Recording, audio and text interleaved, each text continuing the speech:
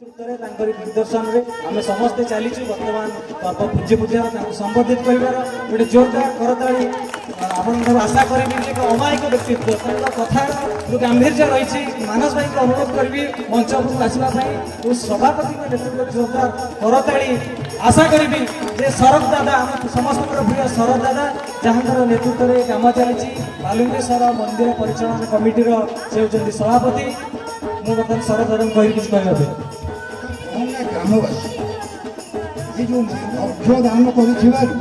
आज ये मंदिर पूर्णागही अंचल मत संबोधित कले महानंद सदस्य मान समस्त प्रचेषा विशेष भाव में आपण माध्यम